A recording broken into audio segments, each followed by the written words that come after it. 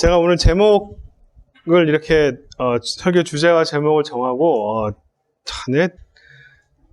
저보다 믿음이 더 좋으신 분들 앞에서 이 믿음이 적은 목사가 이런 얘기 해도 되나 되게 민망했어요. 근데 제가 뭐 다른 곳에서 뭐 설교하고 강의하고 뭐 일주일에 설교 강의를 막 몇 개나 하기 때문에 다른 거를 그냥 딴 데서 했던 거 그냥 가져와서 하면 되게 편해요. 근데 이상하게 여기 하늘영교회에 올 때는 항상 새로운 말씀을 준비하게 하나님께서 시키시는 것 같아요. 오늘 제가 굉장히 믿음이 별로 없는 목사인데 네, 근데 이 말씀을 준비한 것은 분명히 이 중에 적어도 한 분이라도 이 말씀이 필요하신 분이 있을 거라는 마음입니다. 자, 우리가 오늘 읽었던 본문 아브라함이 하나님을 믿으니 그것을 하나님께서 의로 여기셨다라고 하는 그 단어가 바로 우리가 이신칭의, 그죠?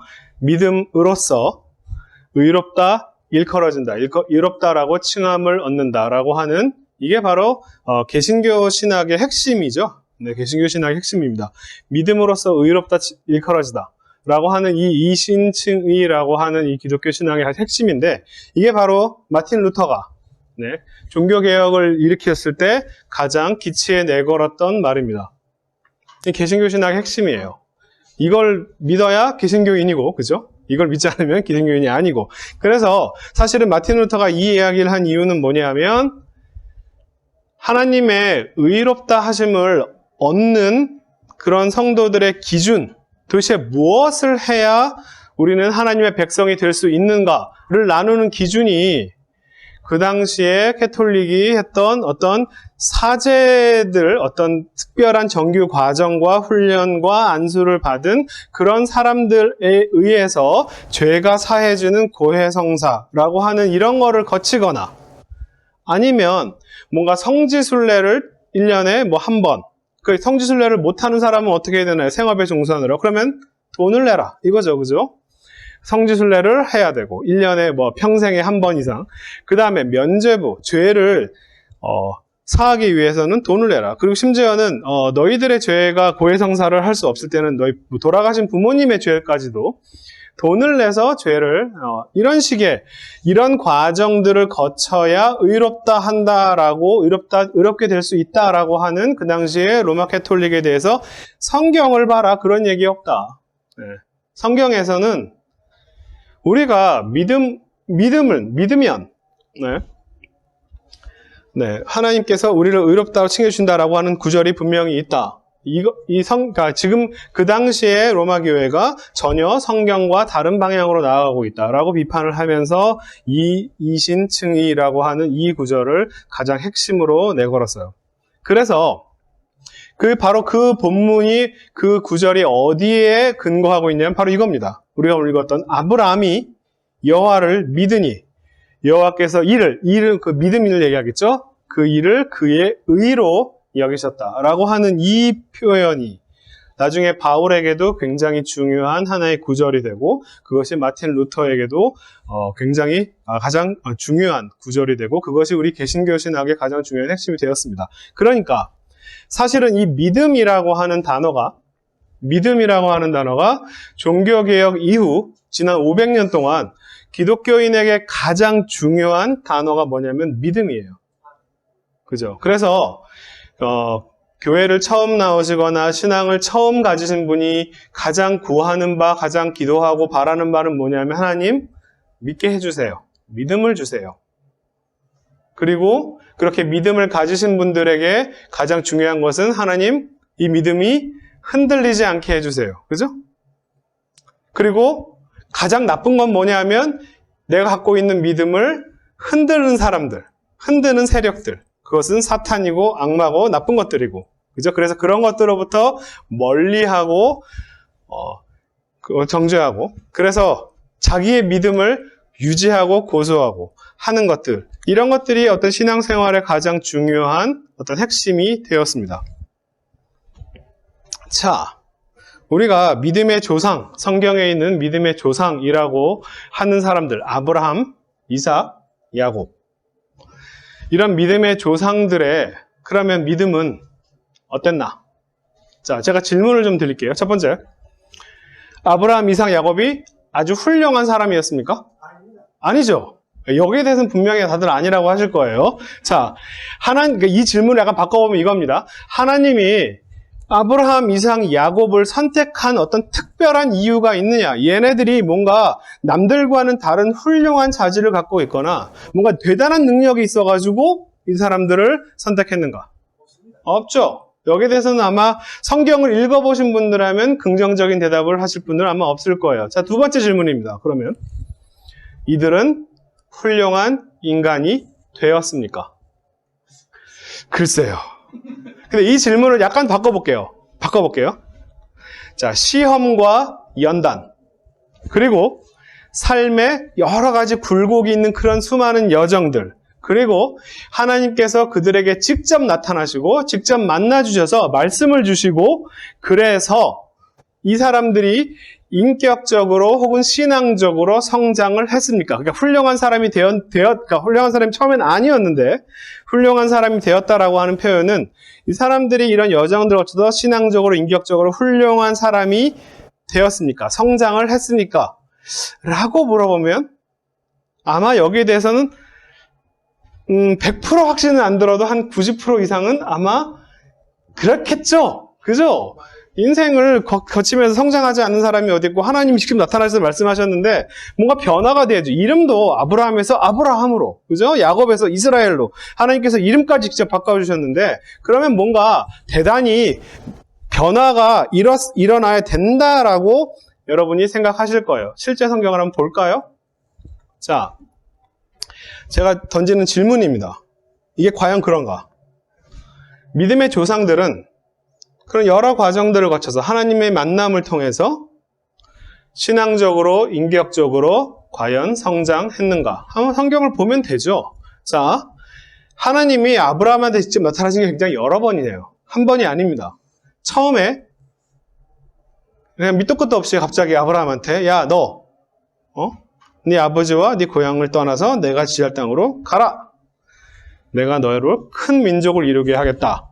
라고 갑자기 말씀하셨어요. 12장에서 하나님이 아브라함한테 나타나시고 또한 15장에서도 또 아브라함에서 또 나타나서 네 몸에서 날 자가 내 상속자가 될 것이다. 말씀해 주시고 17장에서도 또 나타나셔가지고 이름도 바꿔주시고 아브라함에서 아브라함으로 내 아내 사라가 내게 아들을 낳아줄 거야. 라고 또 말씀해 주시고 또 18장에서 어떤 하나님의 어떤 사자들, 하나님의 천사들의 모습으로 직접, 그 다음에 또 하나님께서도 직접 나타나셔가지고, 소돔과 고모라 바로 이전에, 그 사건 바로 이전에 18장에서도 또 하나님께서 나타나십니다. 그러면서 하나님과 대화까지 하죠. 그죠? 이렇게 아브라함은 인생에서 굉장히 많이 하나님이 직접 현현하셔가지고 하나님께 많은 대화를 합니다. 자, 그런데, 자, 12장. 처음에는, 믿음이 좀 부족해서, 그죠? 이집트로 내려가서 자기 아내를 팔아먹습니다. 그죠? 이유가 왜 그렇게 자기 아내를 야, 너 내 와이프라고 하지 말고 내 누이라고 해. 이유가 다른 게 아니라 이겁니다. 내가 그대로 말미암아 안전하고 내 목숨이 그대로 말미암아 보존될 거야. 말이 되게 멋있게 보이지만 풀어서 얘기하면 나 살자는 얘기죠. 네? 자기 아내 팔아먹고 나 살자. 자, 어떤 위험한 지역에 가서 이런 마음이 속마음으로 들 수는 있어요. 저도 그럴 거예요. 근데 저거 제 아내한테 대놓고 야, 너 가서 이집트 왕한테 파라오한테 팔고 나 좀 살자라고 대놓고 뻔뻔하게 얘기할 정도의 그 뻔뻔함은 저한테는 없습니다. 저보다 훨씬 더 뻔뻔한 인간이에요. 네? 제가 볼 때 그렇게, 자, 이게 하나님께서, 네? 내가 너로 큰 민족을 이루게 하겠다라고 말씀을 들은 사람이 가서 첫 번째 하는 일이 이겁니다. 자기 아내 팔아먹고, 야, 너 죽고 나 살자. 라고 얘기하는 거예요. 네? 이 훌륭한 믿음의 어떤 태도로 보이지는 않아요.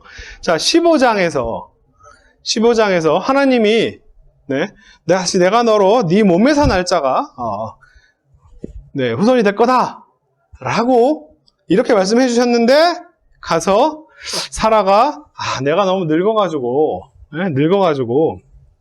애를 못 낳을 것 같으니까, 자, 여기 내 이집트 하인이 있으니까 이 여자한테로 들어가라 라고 했더니 그 말이 떨어지기가 무섭게 아브라함이 단 1초도 고민하지 않고 바로 사라의 말을 들으니라. 남자들이 이런 말은 되게 잘 듣죠, 그죠? 네. 고민의 흔적이 전혀 없습니다, 그죠? 주저함도 전혀 없습니다. 들어가라 함에 아브라함이 사라의 말을 들었다. 네, 참 이런 거 보면, 자, 아브라함은 남의 말을 더 잘 듣는 것 같아요. 하나님이 가고, 그죠? 네. 사라 와이프가 이렇게 해라. 네, 하고. 우리 송나은 목사님과 비슷한 것 같아. 네. 사모님 말씀은 어찌나 잘 듣는지. 자, 17장에서, 자, 하나님이 이제 아브람의 이름도 아브라함으로 바꿔주시고, 사레의 이름도 사라로 바꿔주시고 나서, 그리고서는 네 아내가 너에게 아들을 낳아줄 거야. 이렇게 또 한번 확신을 가지고 이야기를 해주시는데, 그죠? 12장에서, 13장에서, 15장에서, 17장에서. 이 말을 듣고, 자, 우리가 아브라함이 어떻게 했냐면은, 아브라함이 엎드려 웃으며. 자, 이게 좋은 의미의 웃음은 아니죠, 그죠? 기뻐서 웃는 게 아니라, 하나님 지금 농담하시네. 무슨 소리 하고 있어? 라고 얘기하는 거죠. 마음속으로 이르되, 내가 지금 100살인데 무슨 애를 낳습니까? 와이프가 90살인데 무슨 애를 낳습니까? 그래서 지금 하갈에게서 낳은 그 이집트 하녀에게서 낳은 이스마엘이나 하나님 앞에서 잘 살았으면 좋겠습니다. 이게 믿음이 있는 사람이 할 얘기인가요? 아닌가요? 아닌 것처럼 보이죠, 그죠? 자, 이게 15장에서 아브라함이 여호와를 믿으니 여호와께서 이를 그의 의로 여기셨다라고 하는 이신칭의의 구절이 15장입니다. 그 이후예요. 예? 그래서 여기서 얘기하는 그 믿음이라고 하는 것이 그렇게까지 훌륭하고 대단한 믿음같이 보이지는 않습니다. 안 믿은 것 같아 보여요. 제가 볼 때는.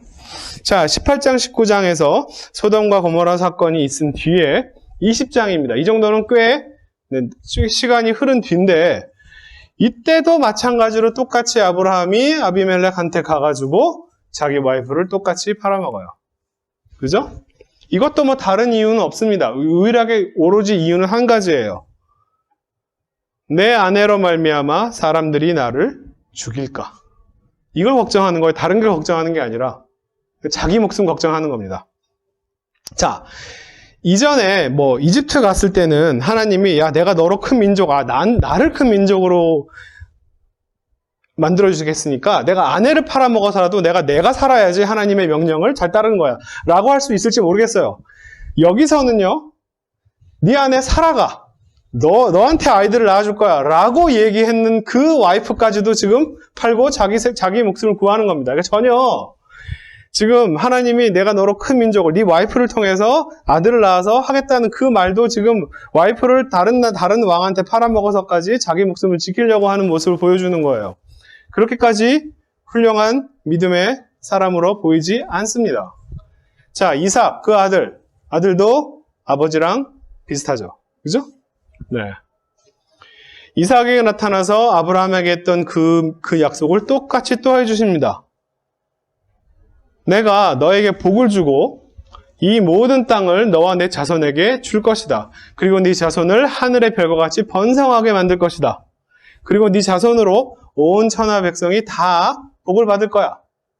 라고 이야기를 했을 때, 자, 이게 26장 2절 4절입니다. 단 몇 절 뒤에 가서 아비멜렉한테 또 가서 자기 와이프를 아버지가 하는 대로 똑같이 팔아먹어요. 그것도 여러 가지 복잡한 다른 이유가 아니라 속에 무슨 다른 마음이 있어서 그런 게 아니라 내가 죽게 될까.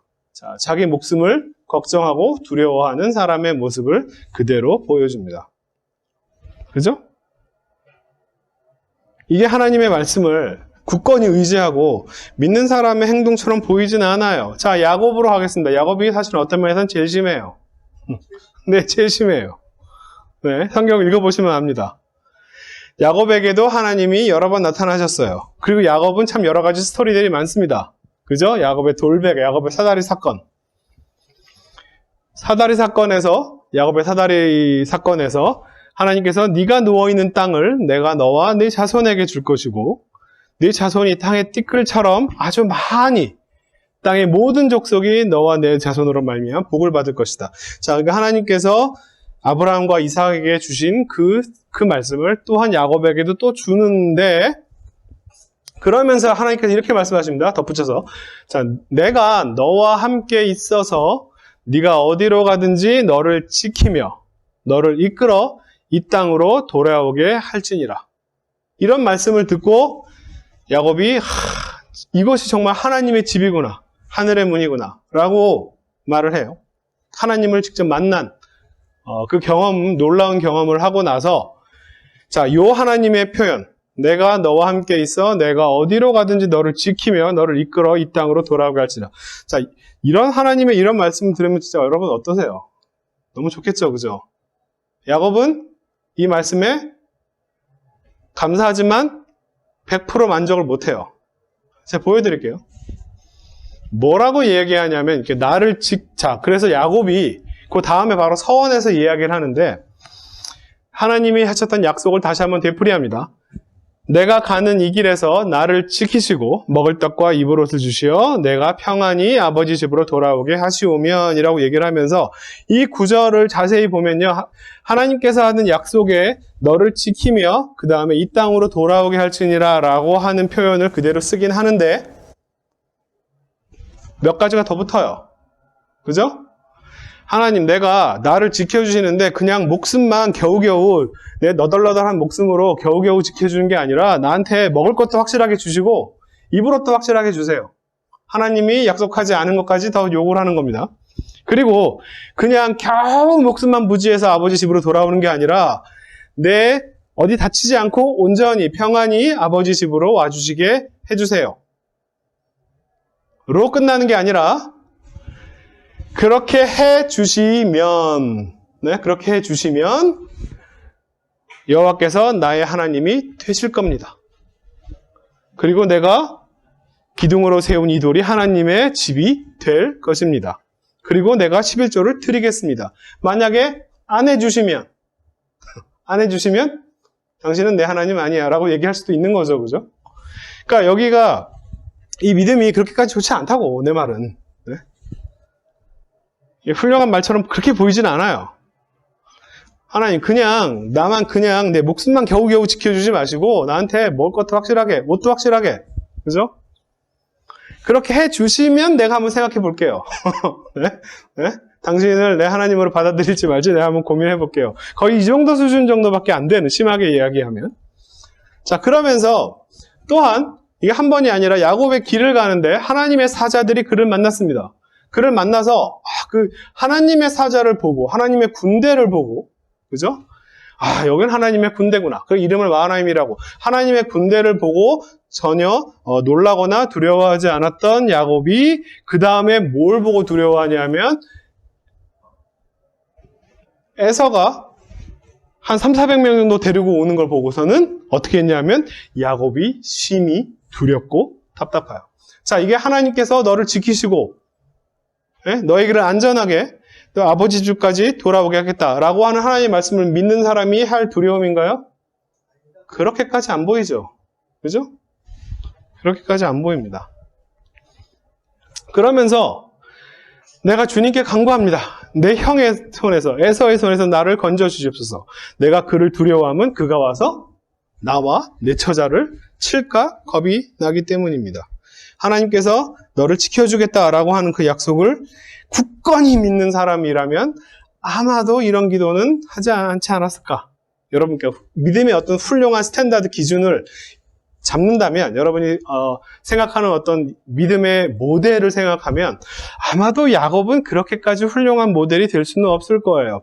하나님께서 이름을 이스라엘이라고 이름을 바꿔주십니다. 그 이스라엘이라고 이름의 뜻은 뭐냐면, 자, 네가 하나님과 및 사람들과 겨루어 이겼다라고 하는 뜻이래요. 여기 적혀놓은 거대로 하면 하나님과 싸워서도 이겼다 라고 이렇게까지 이야기를 했는데, 그런 사람이 자, 그 뒤에 나중에 자기 딸이 몹쓸 짓을 당합니다. 그죠? 몹쓸 짓을 당하는데, 그 세겜이라고 하는 이방인한테, 그 가나안 지역 사람에게. 그랬을 때 야곱의 첫 번째 반응은 뭐였냐면, 아들들이 올 때까지 가만히 있었습니다. 네? 하나님과 싸워 이긴 사람이. 그죠? 그러면서 아들들이 와가지고 도대체 세상에 어떻게 이런 일이 벌어질 수 있느냐라고 해가지고 복수를 하면서 그 세겜 일가를 갖다가 다 싸그리 다 죽입니다. 그랬을 때 야곱의 반응은 자기 아들들에게 너 때문에 내가 죽게 생겼다. 네? 너희가 이 지역 사람들을 갖다가 그렇게 복수를 해가지고 얘네들이 다 나를 쳐서 나를 공격하면 너희들 어떻게 할래? 너희 때문에 내가 망했다 라고 얘기하는 게 이 야곱의 신앙입니다. 꽤 하나님을 여러 번 만나고요. 그죠? 인생에서. 야곱 인생의 거의 뒷부분이에요. 그랬더니 아들들이 너무 얼마나 답답했으면, 그죠? 그러면 아버지, 그 사람들이 우리 여동생을 이렇게 창녀처럼 취급해도 괜찮다는 얘기냐? 하도 답답해서 이렇게 얘기할 정도로 야곱이 이런 모습을 보여요. 끝까지 야곱은 별로 성장한 것 같아 보이지는 않습니다. 제가 지금까지 무슨 이야기를 한 거냐 하면 이겁니다. 믿음의 조상들의 믿음이 어떻다고요? 개판까지는 잘 모르겠지만 그렇게 좋아 보이지는 않다는 얘기예요. 네? 그렇게 좋아 보이지는 않습니다. 자, 하나님과의 만남, 인생의 역경을 이김으로써 이들의 믿음이 성장한 것처럼 보이냐? 뭘 아브라함같이 나중에 이삭을 바치는 그런 훌륭한 또 믿음의 모습을 보이기도 하는데, 사실은 아브라함은요, 처음부터 사실은 이게 변화가 없어요. 사실은 처음부터 가고요. 네, 바쳐요. 계속 이런 식의 삶을 삽니다. 자, 그래서 사실은 어떤 성장의 스토리를 읽어나가는 게 사실은 좀 그래요. 근데 저는 사실은 놀라운 게 바로 이런 지점입니다. 자, 그 다음에 출애굽기에서 모세한테 하나님이 나타나서 모세가 물어보죠. 하나님, 도대체 누가 나를 보냈다라고 물어볼까요? 당신 누굽니까? 라고 하는 질문에 있어서 하나님이 이렇게 얘기해요. 나는 아브라함의 하나님, 이삭의 하나님, 야곱의 하나님이다. 이 하나님이 너를 보냈다라고 가서 얘기해라. 자, 이 사람들이, 여러분 이게 옛날에 모세 입장에서 옛날에 아주 정말 모험적이고 정말 대단하고 정말 훌륭한 그런 아브라함과 이삭과 야곱이라고 하는 사람들이 있었는데, 나는 걔네들의 하나님이야 라고 하나님이 자신을 계시하신 게 아니라, 그죠? 되게 덜 떨어지고, 예전에 되게 덜 떨어지고, 뭘 해도 잘 안 믿고, 그 연락 겁쟁이고, 예? 자기 마누라 팔아먹어서까지 자기 목숨을 부재하려고 하는 그런 아브라함이라고 하는 애와 이삭이라고 하는 애와 야곱이라고 하는 애가 있었는데, 나는 걔네들의 하나님이야. 놀라운 건 사실은 이게 놀랍죠. 그죠? 그러면서 거기뿐만 아니라 이 이름이 아브라함의 하나님, 이삭의 하나님, 야곱의 하나님이라고 하는 이름이 나의 영원한 이름이고 대대로 이렇게 나는 기록될 거야. 너희들은 나를 창세기에 하나님께서 쭉 이 인간들의 삶을 쭉 기록해 놓으시면서 그렇게 훌륭하지 않은, 그렇게 믿음이 대단하지 않은 사람들의 삶을 그냥 가감없이 쭉 기록해 놓으면서 나는 얘네들의 하나님이고 얘네들이 바로 너희들의 소위 말하는 믿음의 조상이라고 얘기하는 거예요. 참 놀라워요. 이런 부분이 저는 놀랍습니다.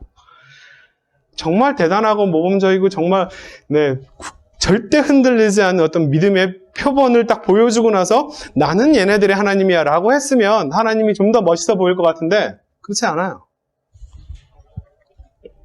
자, 믿음의 조상들의 믿음이 별로 좋지 않다. 제가 여태까지 한 20분 동안 열심히 떠드는 얘기가 이 얘기입니다. 죄송합니다. 이런 얘기해서.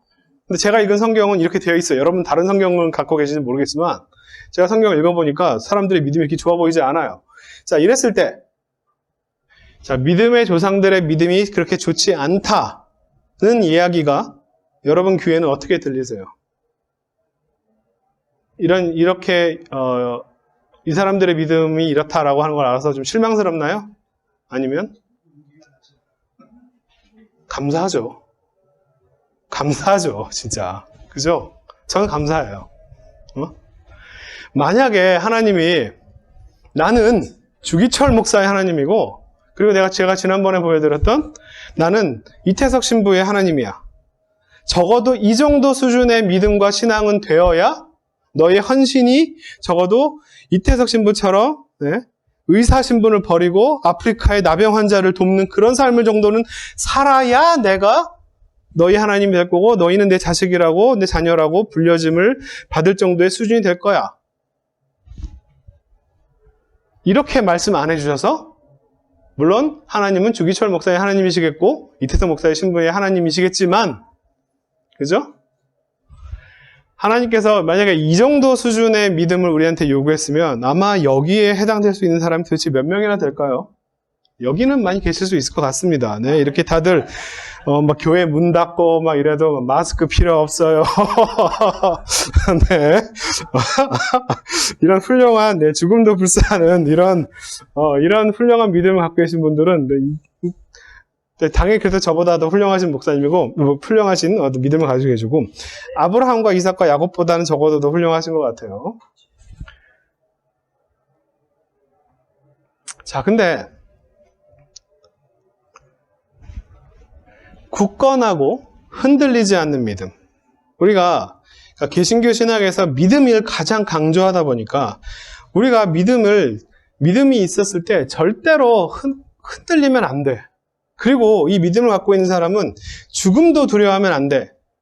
라고 이렇게 이 믿음의 조상의 믿음을 하나님께서 쭉 이렇게 보여주시면서 나는 우리한테 하나님께서 요구하는 게 이런 것 같지는 않아 보여요.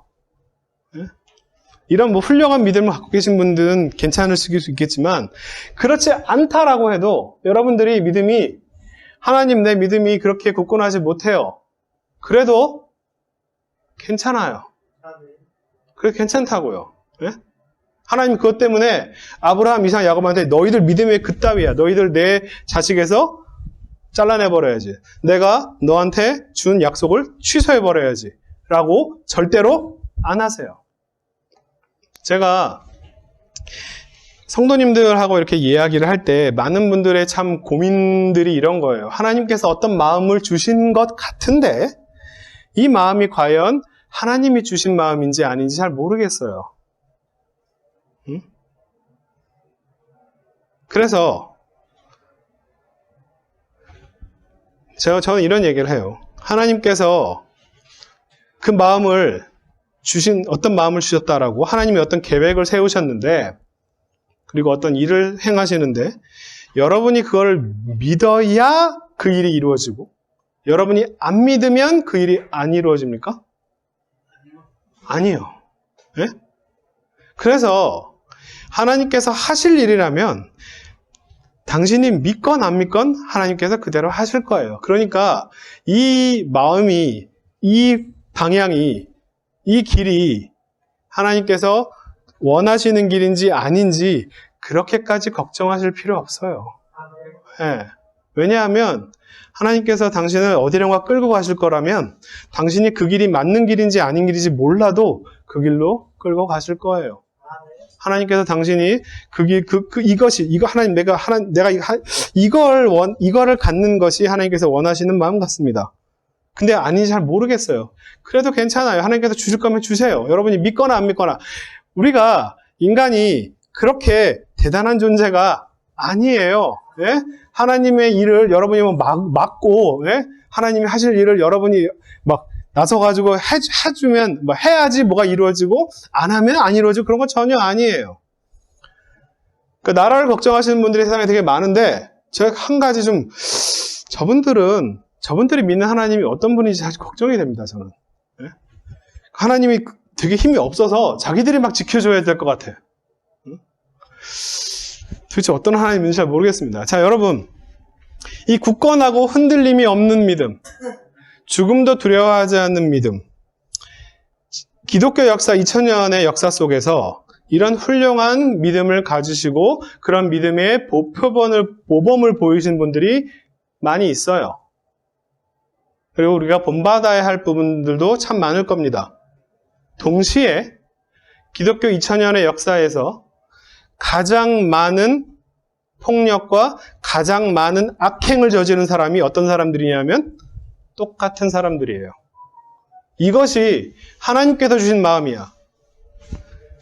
나는 이걸 위해서 죽음도 두려워하지 않아 라고 행동했던 사람들이 놀랍게도 사실은 가장 많은 나쁜 짓을 똑같이 저질렀습니다.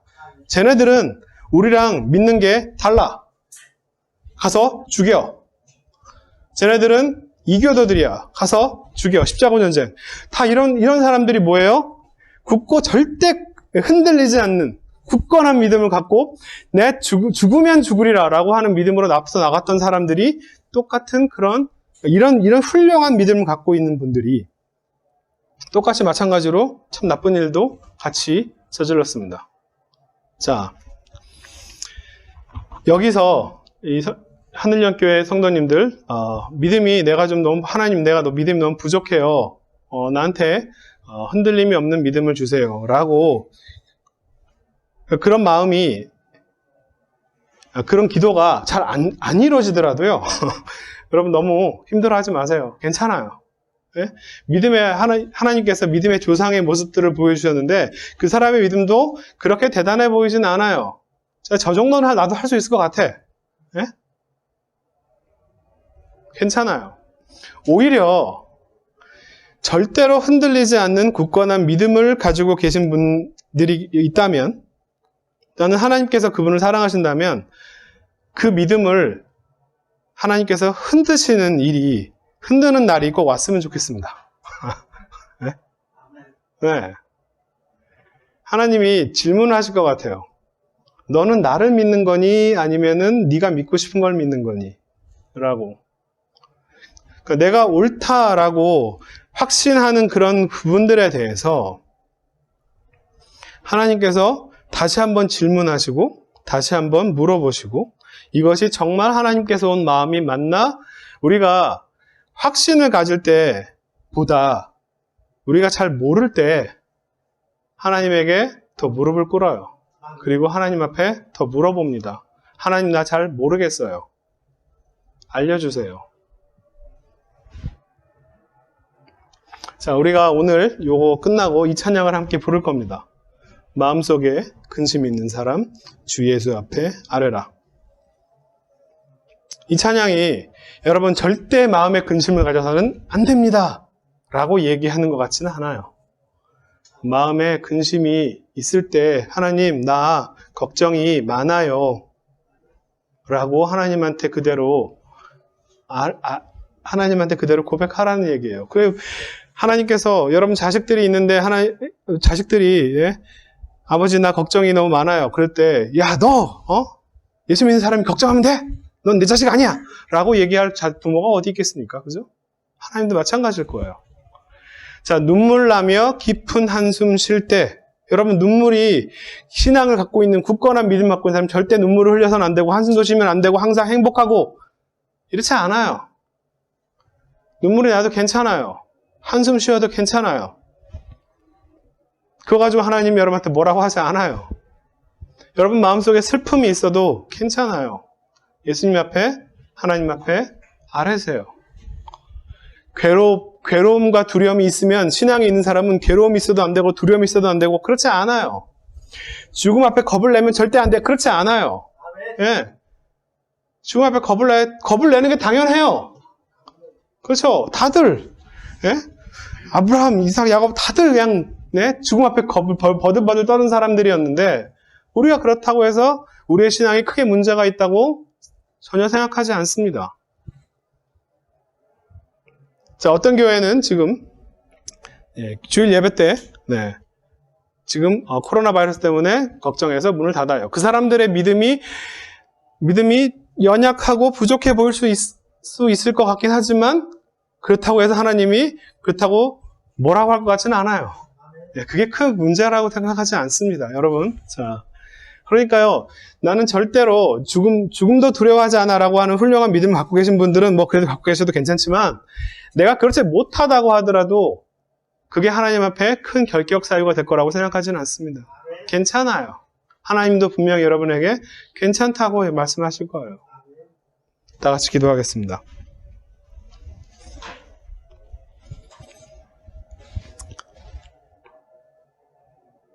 하루하루 인생을 살면서 당신 앞에 무릎을 꿇습니다.